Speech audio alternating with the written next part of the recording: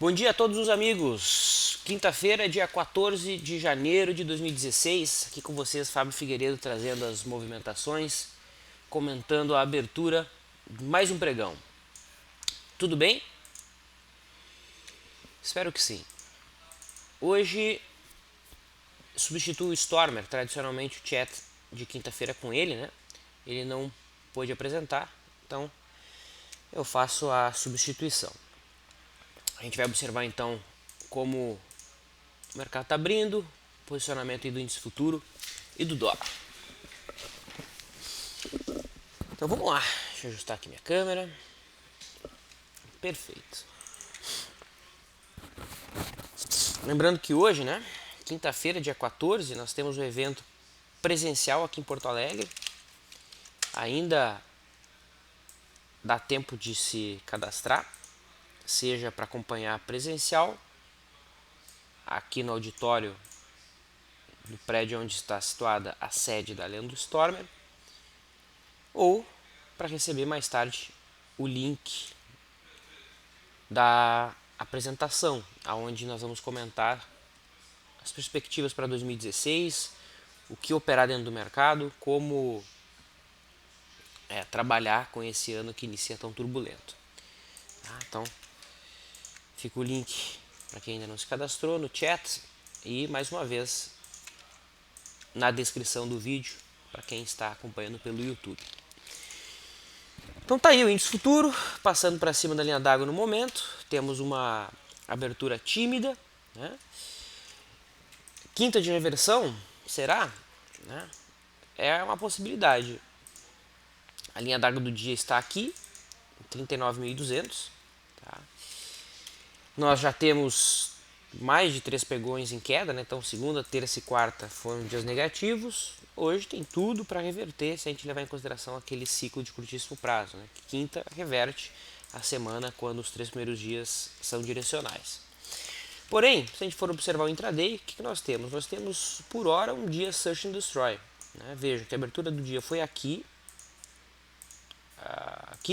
O mercado abriu então acima da linha da água, passou para baixo da linha d'água no terceiro candle e no quarto candle do dia voltou para cima dela. Ou seja, essa transição abre acima, passa para baixo, passa para cima, enquadra o mercado dentro daquilo que a gente chama de Search and Destroy Day. Ou seja, aquele pregão em que é mais difícil a gente ter uma movimentação direcional que se afaste da linha da água.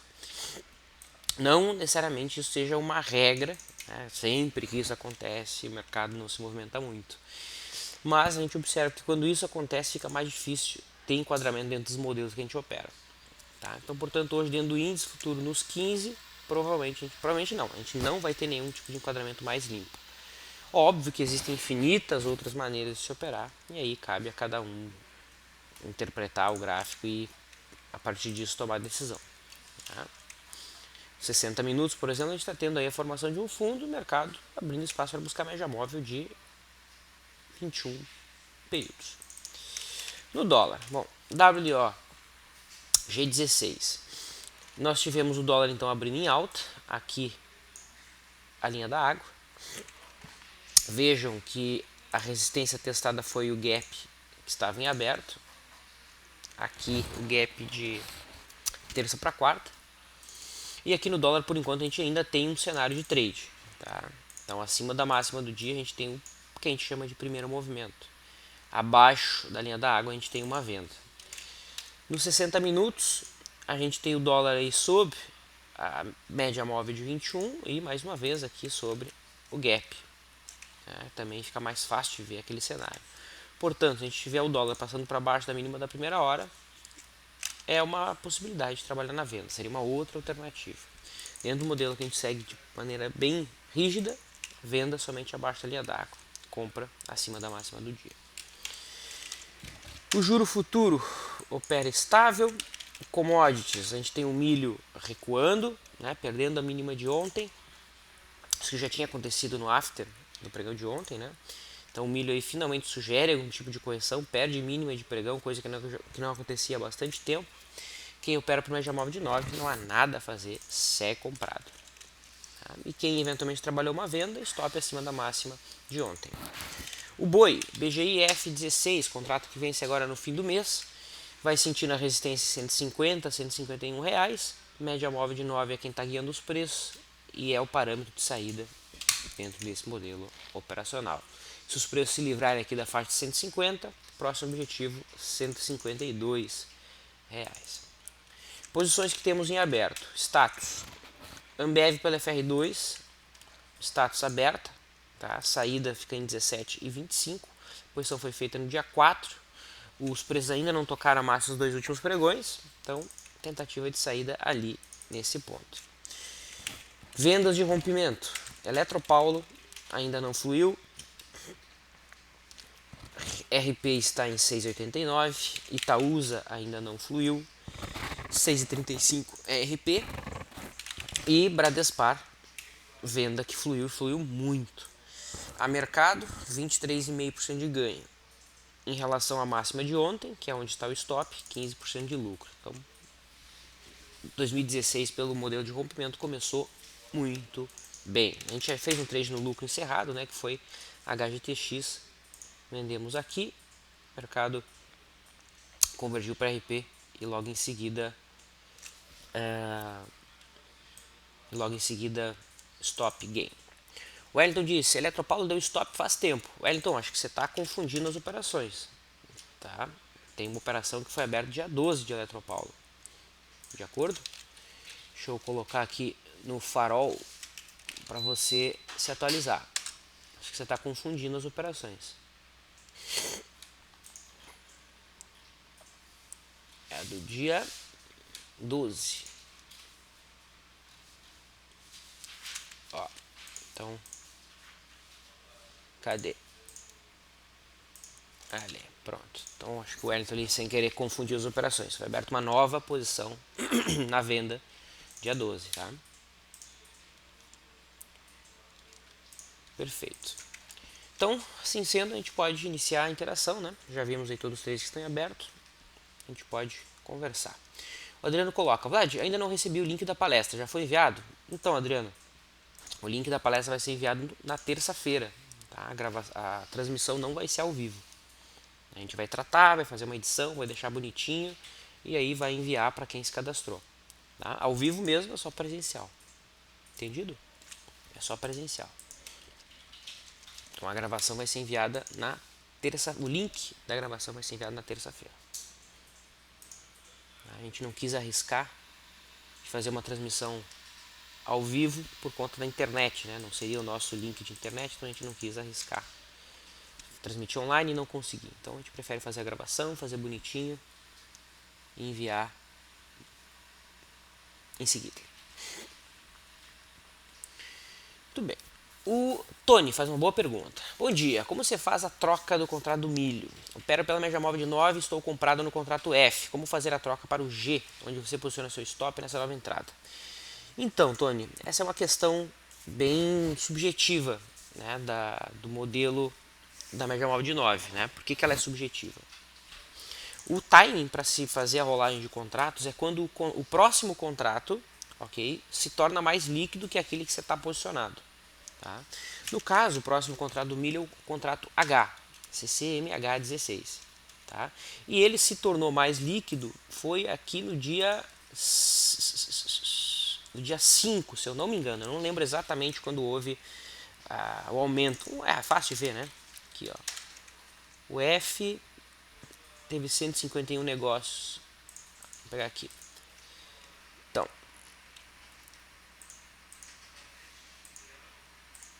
vamos ver se foi aqui no dia 6. CCMH 129, CCMF não. 416. Vamos ver aqui, CCMH.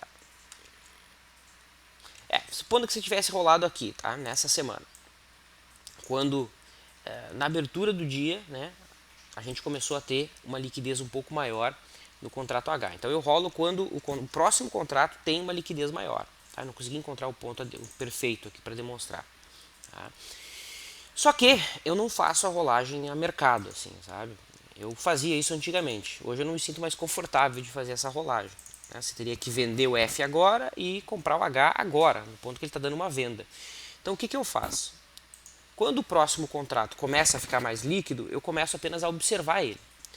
Se ele gerar uma nova posição de compra, no caso, eu faço uma nova posição de compra. Então, supondo que quando o H se tornou mais líquido, tivesse gerado uma entrada, eu faria a posição no H e, naturalmente, poderia desfazer a posição no F. Tá? Se, nesse exemplo aqui, o F16, né, ele não virou a média móvel de 9 para baixo, né, e nesse período não teve uma nova entrada no H. Então o que eu faço? Eu vou até o fim, vou até o vencimento desse contrato e eu fico esperando uma nova entrada no H. Aí a nova entrada que eu utilizo não é necessariamente a virada, eu uso qualquer sinal para entrar, entendeu? Então, assim que o mercado toca na média móvel de 9 e supera a máxima, eu já monto uma entrada. Então, se eu já tenho posição no contrato antigo, qualquer mínimo sinal de entrada eu já estou utilizando. Então eu não faço a rolagem automática, né? Vendo um e compro outro, não faço isso. Tá? Só se no próximo contrato eu estou tendo um sinal de compra, um sinal, ou sinal de venda, né? Um sinal de entrada. Aí eu me desfaço do antigo e monto posição do novo. Tá?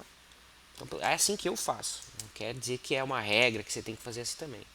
Né? É assim que eu me sinto mais confortável. Né? Entendido? Então qualquer sinal novo de entrada eu monto posição. Por exemplo, esse contrato do milho aqui eu não consegui pegar a entrada, né? Porque ele deu entrada no dia 30. E aqui no dia 30 eu não estava acompanhando o mercado. Até estava aqui, mas não estava acompanhando o mercado. Perdi uma puta da compra, né? R$5,50 de lucro. Não fiz a posição aqui. Então essa compra no milho eu não peguei. Se eu tivesse pego, eu estaria comprado até então e só não ia rolar. Eu ia ficar posicionado no F e ia pegar o H na próxima entrada. Legal, seguindo. Vamos ver como é que estão as aberturas. Os Minas, então, aí operando em alta por hora. Marco Polo também. Banrisul, que a gente tem uma venda também. Mas está no ponto de entrada, nada que preocupe. Alguns papéis aí recuperando. Vale 5, Petrobras ainda em queda, sem nenhum sinal por hora de recuperação. Vamos aguardar a maior parte dos papéis abrir, aí a gente olha com foco. O Fiote Passarim questiona sobre a Pecar, se tem uma tática de guerrilha e aonde ficaria a entrada, né? Então, vamos dar uma olhadinha na Pecar. Aqui o gráfico da Pecar, e sim, há uma tática de guerrilha a ser operada. Tá? E essa entrada é na superação da máxima da primeira hora. Eu não sei o que aconteceu com o intraday de alguns papéis aqui no Profit. Tá? Vou ter que ligar lá, olha aí. Não sei o que aconteceu. Alguns papéis está acontecendo isso, não aparece o intraday. Tá? Então a entrada ficaria na superação da máxima da primeira hora, porque o mercado abriu praticamente sem gap hoje. Entendido? Então pela tática de guerrilha, essa seria a entrada. O Adriano aqui contou a estratégia dele para fazer a rolagem, né? Ele disse que usa o primeiro dia como base, observando a entrada no contrato seguinte. Então, perfeito. Cada um vai ter a sua entrada, vai ter a sua forma de operar e isso é ótimo, né, cara? Que ninguém tente operar exatamente como o outro trader opera, porque isso é impossível. Isso só vai causar uma coisa: frustração. Tá? Cada pessoa tem um estilo, cada pessoa lida de um jeito com o risco. Né? Cada pessoa tem um ponto onde o sapato lhe aperta. Né? Então tem pessoas que montam um trade, tá, se perder 10 mil reais hoje, tudo bem, tranquilo, amanhã eu perdo de novo como se nada tivesse acontecido. Outras pessoas, isso é o fim do mundo, hipótese alguma. Né? Então cada um. Não tem certo, não tem errado. E quem dizer para vocês, é assim que se opera, esse é o jeito correto. Não deem ouvido para esse cara não sabe o que está falando. Tá? É assim, é só esse jeito que funciona. Esse aqui é o melhor jeito. Melhor para ele, não necessariamente vai ser para você. Tá? Então esse é o desafio do mercado, é se achar dentro desse caos, entre aspas. Né? Gustavo disse que não está com problema no Profit. Então é comigo aqui, cara. Não sei o que aconteceu. Alguns ativos estão assim, né? Gol, eu lembro. Ah não, Gol tá aí. Só porque eu falei da Gol tá ok. Ó, alguns papéis me aparecem o intraday, outros não. Sei lá. Bom, então tá aí o índice. Tá, como eu já disse, dia Search and Destroy. Mas está sugerindo alguma recuperação. Tá? Tivemos aí a máxima da primeira hora superada. Depois de uma forte queda. Se a gente colocar o FR, temos algum tipo de divergência mais importante? Vou ter que forçar um pouquinho a barra aqui, né? Então não vou chamar de divergência porque está forçando a barra. Eu teria que pegar esse fundo aqui. Não. Isso aqui não é divergência. Tá? Divergência é quando eu tenho os dois últimos fundos aqui do FR subindo, os dois últimos do preço ainda em queda. Né? Então aqui não há divergência. Limpa, clara. E no dólar? Bom, o dólar vingou aquela venda que a gente colocou, que a gente sondou, né? Aqui no 60, tá? Opa, perdão, aqui no 60. O mercado perdeu a mínima da primeira hora, escorregou, fechou o gap. A ponto de venda, inclusive o CSL aqui está de olho nessa venda, né? Então, onde é que tem venda de dólar? Dentro do modelo que a gente opera, tem abaixo da linha d'água. Se fechar abaixo de 4.031 pontos e meio, tem venda pelo setup 2. Tá? Há um enquadramento na venda.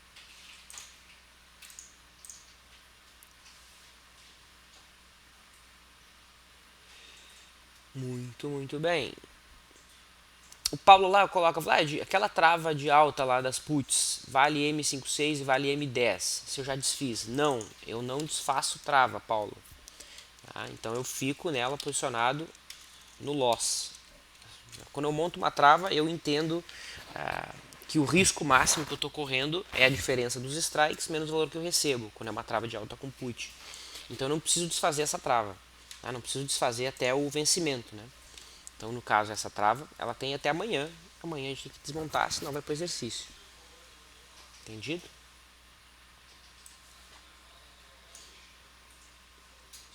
Tá? Normalmente eu desmonto uma semana antes, mas essa semana eu não consegui. Tava meio perdido aqui nas minhas coisas. E eu vi que eu estava posicionando essa trava. Vou ter que desfazer mais tarde. Até amanhã, né? Porque segunda é o vencimento. Aí se não tiver liquidez, tem que deixar dar exercício, paciência. Embora o prejuízo não vai ser maior do que o esperado, né? Vamos dar uma olhadinha no dólar. Acabamos de olhar o dólar, Antônio. O dólar gerou venda nos 60 e está muito perto de gerar venda nos 15. Tá? Então nos 60 tivemos uma venda do dólar. Nos 15 a gente deve ter em breve, assim que os preços fecharem abaixo da linha da água. BBDC4 questionou o Antônio, né? O dólar a gente acabou de olhar. Vamos dar uma olhada no BBDC4. Bom, papel que está muito esticado para baixo. Tá? Vejam aqui. Ah, não. Eu achei até que tivesse uma distância gigantesca aqui da média em relação à volatilidade. Tá não, ainda tem espaço para vir mais. Não está nem em 30% aqui a distância do preço em relação à média, em função da volatilidade. Né? Então o papel está muito fraco, em queda, caindo arrastado. Esse aqui é o famoso tobogã, né? Quando os preços vêm caindo, rente aqui a banda inferior. Não há nenhum sinal de recuperação no diário por enquanto. No intraday, o mercado abriu em gap de alta. O gap é pequeno para a gente apostar no fechamento dele. Então a conduta aqui seria esperar a primeira hora. Se esperar a máxima a primeira hora, talvez esse ciclo de queda aqui teria sido finalizado. Né? Seria uma forma de tu apostar contra o fim, apostar no fim desse movimento aqui, nos 60 minutos, se a partir da primeira hora o mercado superar a máxima. Mas, confesso, uma abordagem bem agressiva. Seria um trade completamente contra a tendência, em todos os prazos, por enquanto.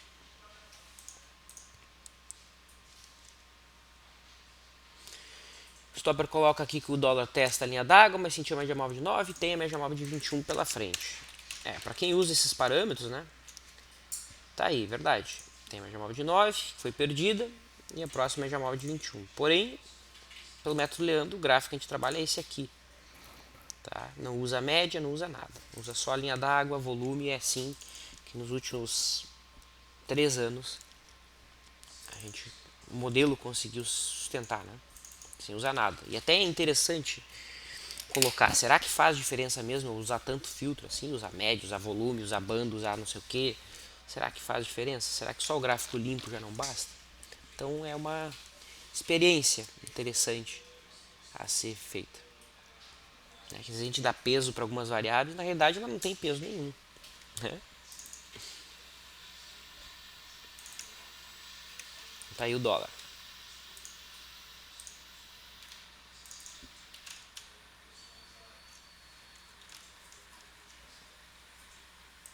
Ó, esse aqui é o 5 do dólar.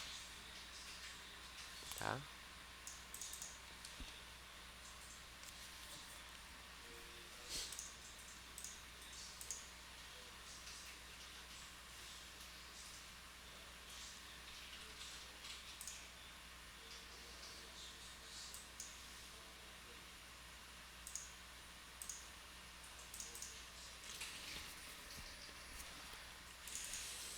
Perfect.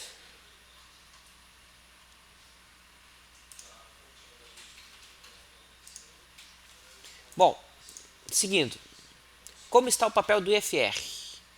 O papel que tem posição no IFR é Ambev. Tá? O alvo está nas últimas duas máximas. Tá? A entrada foi feita aqui no dia 4. Deixa eu até confirmar qual foi o valor.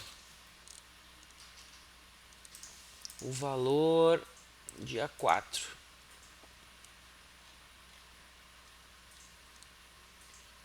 17,23. Então a entrada foi feita aqui, 17,23. Se der saída na massa dos dois últimos pregões, dá em 17,25. Então vai dar saída no 0 a 0. Tá? E o loss, onde é que está o loss? O loss está em 16,36. Esse é o IFR2 do método Stormer.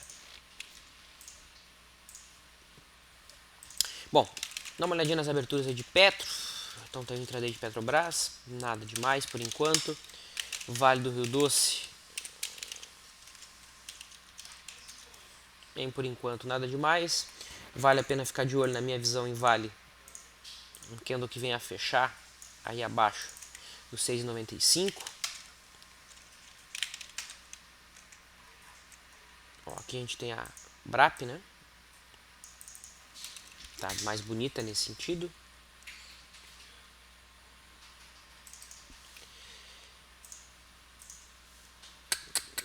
E é isso. Algum papel a mais aí que abriu. Rumo 3. Como esse papel apanhou, né? No mês aí já tá caindo 50%. Uau! O Paulo coloca o seguinte: Vlad, poderia recomendar a compra de algum ativo para longo prazo? Pergunta difícil de ser respondida, Paulo. Mas é esse o tipo de pergunta que a gente vai tentar responder hoje à noite. Tá? Então te cadastra lá no evento, se puder. Não sei se é da região aqui de Porto Alegre, chega aí para a gente poder conversar. Tá? Mas é uma pergunta difícil de ser respondida. Tá? Legal, então mais uma olhada no índice. Dia Search and Destroy, por enquanto nada a fazer. Tá? E provavelmente não teremos nada mais objetivo a fazer. No dólar, nos 15 minutos ao teste da linha d'água, candle que fechar abaixo da linha d'água gera uma venda. Nos 60 minutos, como a gente já colocou, houve uma venda já, né? Quando perdeu a mínima da primeira hora, era o candle que fechava o gap, que estava em cima da média. Vamos ver como flui esse sinal. Eu vou abrir espaço para Last Live, já estou lá presente em texto. Qualquer dúvida é só chamar, as transmissões começam em 45 minutos. Um bom pregão a todos e até mais.